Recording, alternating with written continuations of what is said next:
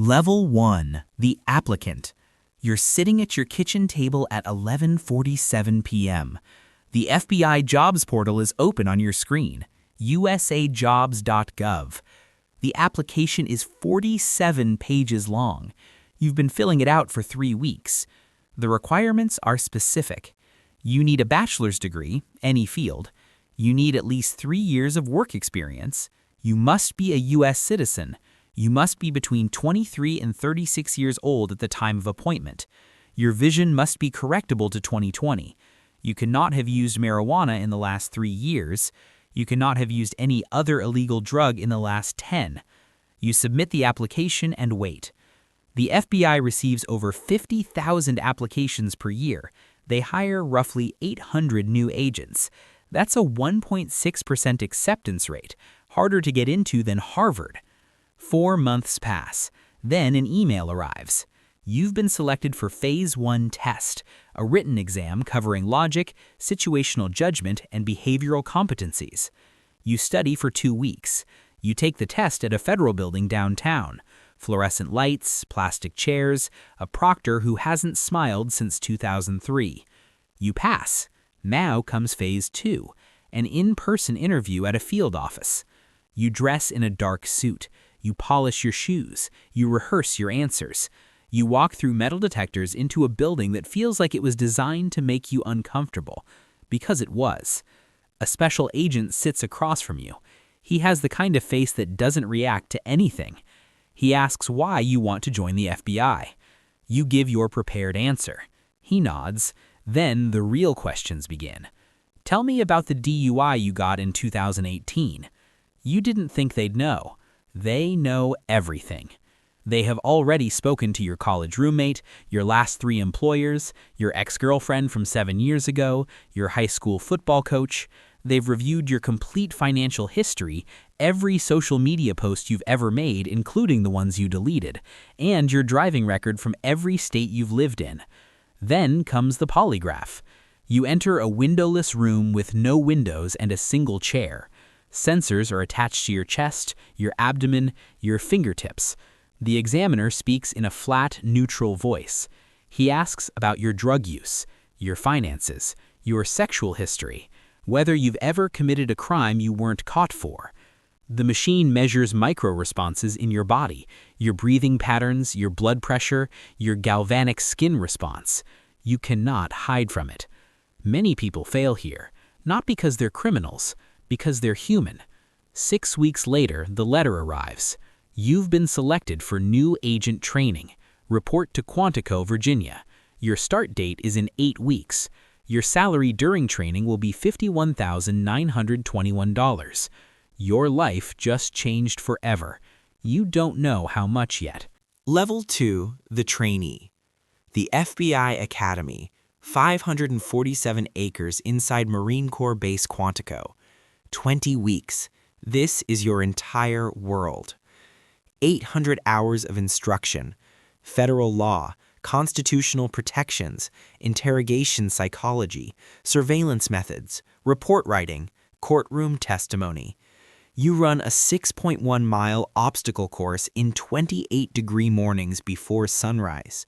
You train with the Glock 19M, Remington 870 shotgun, and Colt M4 carbine. By week 10, you don't think. You draw, acquire, fire. You train in Hogan's Alley, a fully functional fake town with a bank, hotel, post office, and 35 acres of streets. Actors play criminals. You make life or death decisions in 1.3 seconds.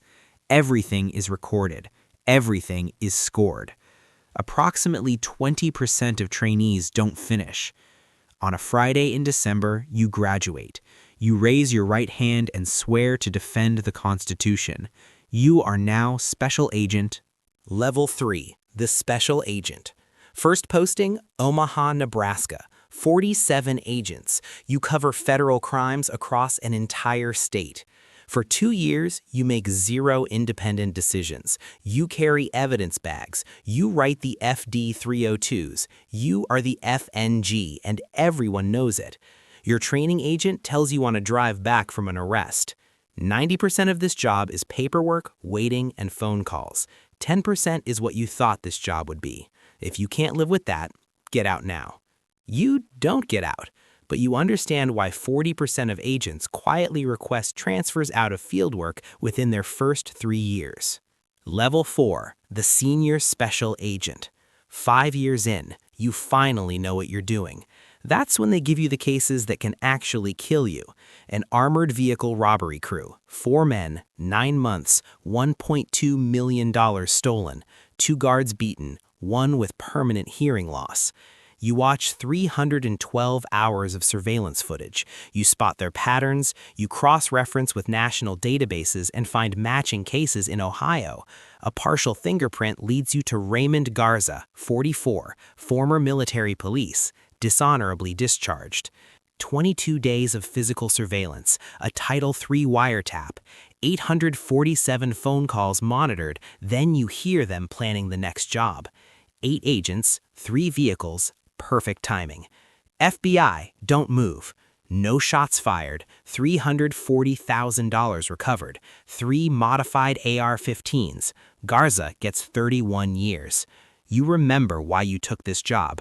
Then you go home to an empty apartment. Your girlfriend left 4 months ago. She said she never knew where you were. She was right. Level 5, Supervisory Special Agent. 12 years in, they promote you. They take away everything you loved about the job, and they call it a reward. You don't work cases anymore. You manage people who work cases. One agent made an unauthorized recording, potentially destroying months of evidence. You spend 3 days with prosecutors trying to salvage the case. Another agent hasn't been the same since a child exploitation case. You order a mandatory psychological evaluation. He resents you for it. You do it anyway. A domestic terrorism suspect acquires bomb-making materials, same combination used in the 1995 Oklahoma City bombing. You activate the Joint Terrorism Task Force. 11 days, clean arrest, no casualties. Your name is in no headline. The SAC gets the press conference. You miss your daughter's 6th birthday. Again. Level 6, Special Agent in Charge, SAC. You run the Dallas field office, 525 personnel, 148,000 square miles, one name on every decision. A cartel trafficking network is moving human beings through your territory, with connections to local elected officials. You move carefully, every decision documented, every authorization written. You assume everything will eventually be public. You approve an operation. Intelligence says the target is unarmed. He isn't. One of your agents takes a bullet in the shoulder. You sit with her husband in the hospital waiting room and tell him she'll be fine. You don't tell him you approved the operation. He would understand. That doesn't make it easier. You testify before the Senate Judiciary Committee. You give them exactly what they need and nothing more. You've become very good at that. Level 7, Deputy Director. You started chasing a meth addict who stole $11,400 in Omaha. You now brief the President of the United States. 37,000 employees, $11.3 billion budget, 56 field offices, 80 countries. 6 a.m. briefing, 7 a.m. in a skiff reviewing overnight intelligence, 8 a.m. calls with CIA, NSA, DHS, 9 a.m. congressional testimony. You approve an operation against a Russian intelligence network that has penetrated 3 American defense contractors. If it succeeds, historic. If it fails, your name is on every document. You sign your name. You sleep 3 hours. You do it again tomorrow. You are 63 years old. Your 3rd marriage survived somehow. Your children are proud of you in a way they can never fully express because they don't know what you actually did. Level 8, the Ghost. 40 years, and now they hand you a medal you can never explain. The FBI Medal for Meritorious Achievement, the Bureau's highest non-combat honor. The citation is classified. It will remain classified for 25 years after your death. Pension, $142,000 per year. Healthcare for life. You move to a house in the Shenandoah Valley, 5 acres, a creek. You fish in the mornings, you try to be a person who is not an FBI agent.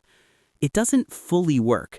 At 2 a.m., you still walk the perimeter of your property. You still scan faces in grocery stores. You still sit with your back to the wall. You have outlived 3 colleagues who didn't make it to retirement. And somewhere tonight, a 24-year-old is at their kitchen table. The FBI jobs portal is open on their screen. They're thinking about justice, about purpose. They have no idea what they're signing up for. But also the cases that mattered, the people who came home, the attacks that never happened. That counts for something. You have to believe that. You've given everything to believe that.